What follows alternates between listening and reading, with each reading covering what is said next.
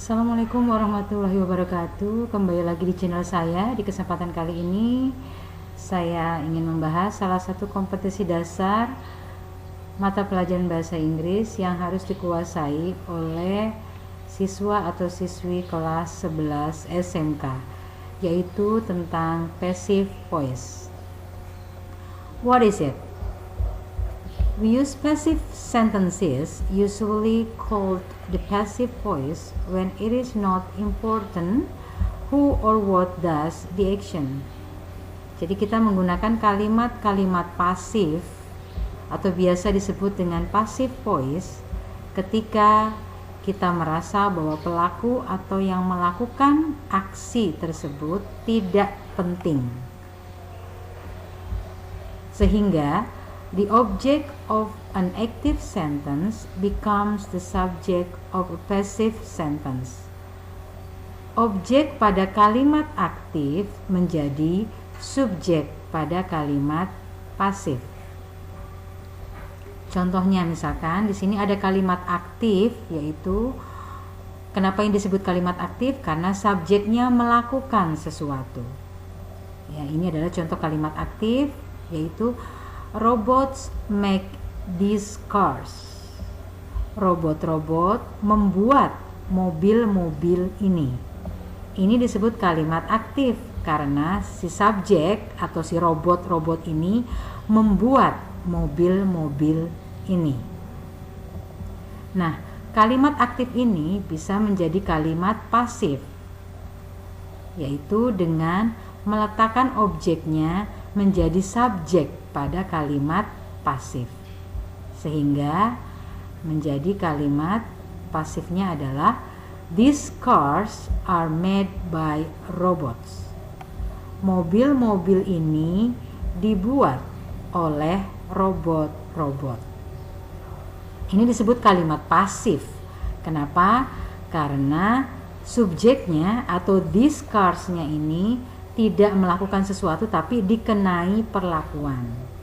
Karena subjeknya dikenai perlakuan, sehingga ini disebut dengan kalimat pasif ya. Karena subjeknya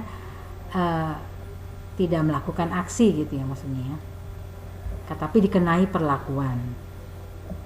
Nah, selain perubahan yang tadinya pada kalimat aktifnya berposisi sebagai objek, kemudian dirubah menjadi kalimat pasif menjadi subjek ya, yang objek pada kalimat aktif menjadi subjek pada kalimat pasif.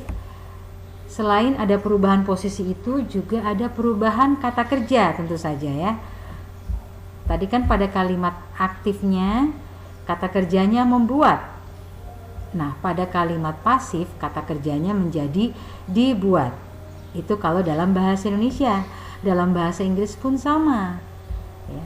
Kata kerja pada kalimat aktifnya yaitu make, pada kalimat pasifnya menjadi are made. Ini perubahannya. Jadi prinsipnya adalah ada dua itu tadi. Prinsipnya diantaranya adalah pada kalimat aktif objek menjadi subjek pada kalimat pasif. Di objek pada kalimat aktif menjadi subjek pada kalimat pasif.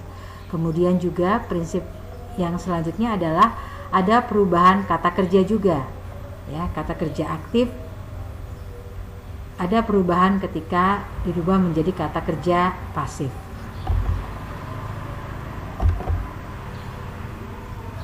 Baik, itu kemudian tadi disebutkan ada kalimat pasifnya berbunyi by robots ya.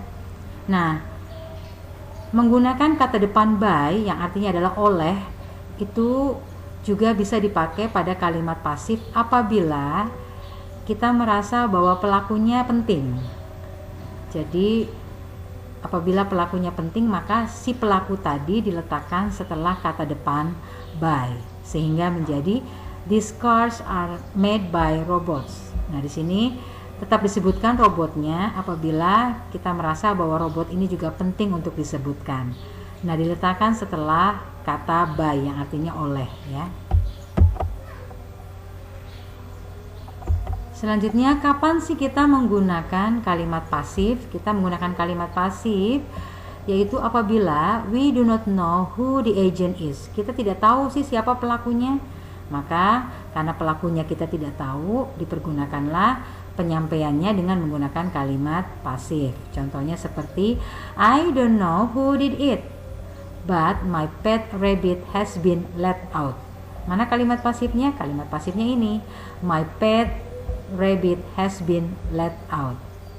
Karena pelakunya tidak tahu ya, maka kalimat pasif cocok dipakai untuk menyatakan peristiwa ini. Saya tidak tahu siapa yang melakukan itu, tapi kelinci peliharaan saya telah keluar. Nah, kemudian kita menggunakan kalimat pasif juga ketika when it is obvious to the listener or reader who the agent is. Apabila kita sudah tahu pasti, apabila kita sebagai pendengar atau kita sebagai pembaca sudah tahu pasti siapa pelakunya, maka si penyampai atau yang memberikan pernyataan tidak perlu menyebutkan pelakunya karena sudah jelas si pendengar maupun si pembacanya sudah tahu pelakunya. Jadi cocok kita menggunakan kalimat pasif apabila menemui situasi seperti ini. Contohnya, she discovered that she was being paid less than her male colleagues. Jadi dia mengetahui bahwa dia telah dibayar kurang daripada rekan kerja laki-lakinya. Siapa yang membayar? Ya sudah tahulah yang mendengar, yang pendengar maupun pembaca sudah tahu siapa yang membayar ya, perusahaan atau tempat dia bekerja itu gitu kan. Nah, mana kalimat pasifnya? Kalimat pasifnya ini, she was being paid less than her male colleagues. Selanjutnya, kita juga menggunakan kalimat pasif ketika it is not important to know who the agent is. Ketika tidak penting siapa pelakunya gitu kan. Nah, kita bisa menggunakan kalimat pasif. Contohnya misalkan, do you want a lift? No thanks, I'm being picked up. Kalimat pasifnya ini ya, I am being picked up. Jadi kalau misalnya, apakah kamu butuh tumpangan? Tidak, terima kasih, saya sedang dijemput. Nah, di sini apabila tidak penting siapa yang menjemputnya, yang penting adalah bahwa saya tidak butuh tumpangan tapi saya sedang dijemput, itu maka pelaku tidak perlu disebutkan sehingga kalimat pasif cocok untuk situasi seperti ini. Kemudian juga kita menggunakan kalimat pasif apabila the agent has already being mentioned, apabila pelakunya sudah disebutkan sebelumnya. Jadi pelakunya sudah disebutkan di kalimat sebelumnya sehingga ketika kalimat berikutnya tidak perlu disebutkan, maka di sini kalimat pasif lah yang dipakai akhirnya. Contohnya misalnya, in the next session of parliament, new laws will be introduced aimed at stopping domestic violence. Di sesi rapat parlemen selanjutnya, hukum-hukum yang baru akan diperkenalkan yang bertujuan pada pemberhentian atau penghentian kekerasan domestik. Di sini siapa yang membuat yang memperkenalkan hukum-hukumnya? Di kalimat sebelumnya sudah pernah dijelaskan bahwa yang memperkenalkan hukum-hukum baru tersebut adalah pemerintah gitu. Jadi ini di kalimat berikutnya seperti ini tidak perlu disebutkan pemerintahnya. Langsung saja pada produk yang diperkenalkan pemerintahnya yaitu new laws. Selanjutnya adalah kapan kita menggunakan kalimat pasif lagi? Apabila pelakunya adalah masyarakat secara umum. Jadi kalau pelakunya masyarakat secara umum, maka tidak perlu disebutkan nama pelakunya gitu. Nah, di sini kalimat pasif cocok kita pakai untuk menyatakan ini. Contohnya misalkan, all the Beatles records can be borrowed from the Central Library. Yang penting adalah rekaman-rekaman Beatles, rekaman-rekaman The Beatles. Ya. Maka rekaman-rekaman The Beatles ini menjadi subjek diapain?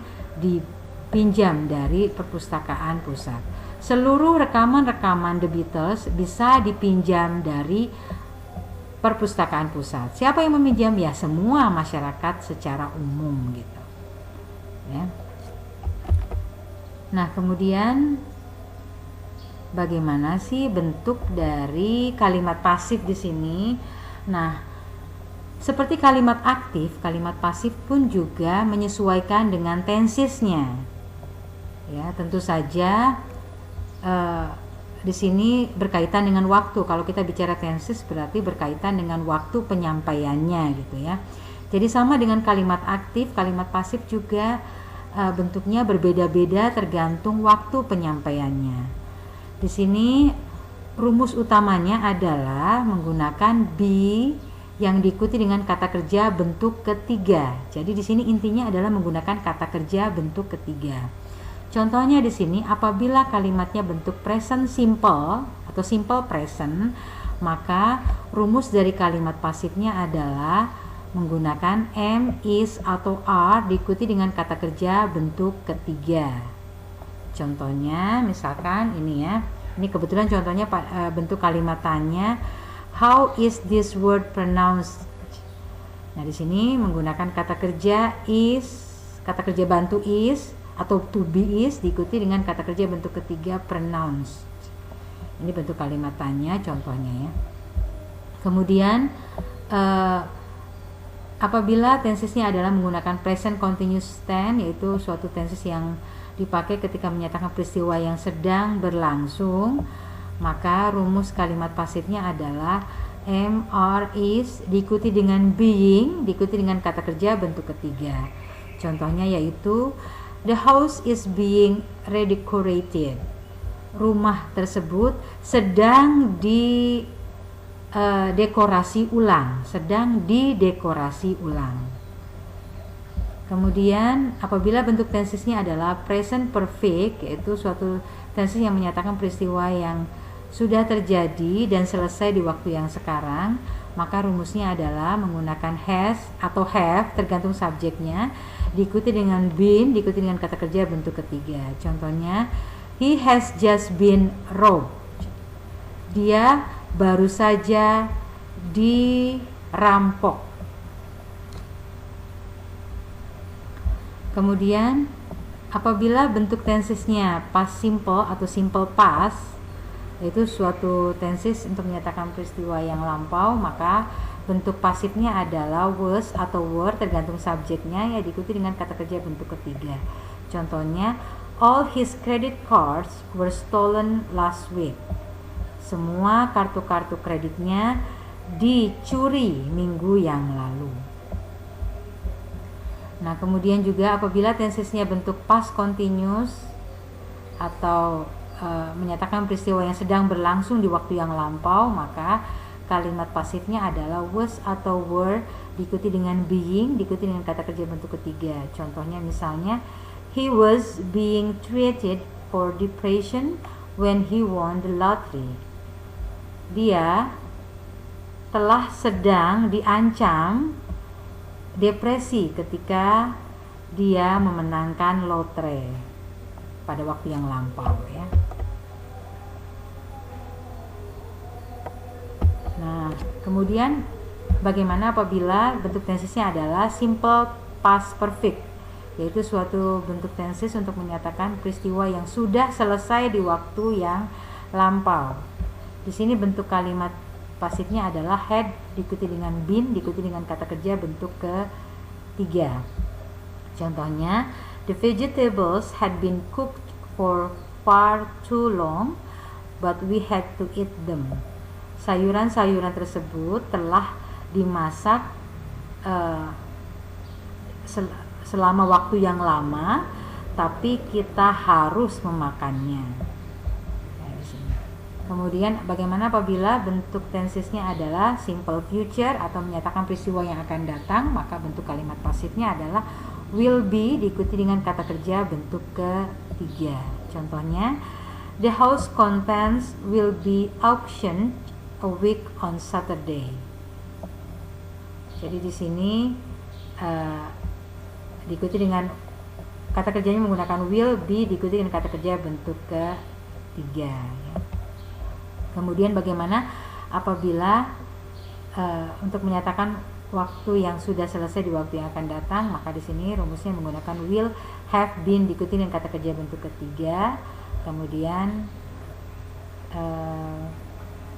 bagaimana apabila kita menggunakan kalimat yang menggunakan model auxiliary, menggunakan kata kerja bantu model, maka cukup di sini model diikuti dengan be, diikuti dengan kata kerja bentuk ketiga. Itu bentuk-bentuk dari kalimat pasif yang disesuaikan dengan tensesnya. Untuk lebih jelasnya silakan bisa browsing dari sumber-sumber pembelajaran tentang passive voice yang lainnya yang ada di Google ataupun dari perpustakaan ataupun dari buku-buku sumber yang lainnya ya. Dan kemudian silakan dilatih cara menggunakan kalimat pasif dengan tenses atau pola kalimat berdasarkan waktu-waktu yang berbeda. Itu tadi materi tentang kalimat pasif. Terima kasih atas perhatiannya. Thank you for your attention. See you in the next material.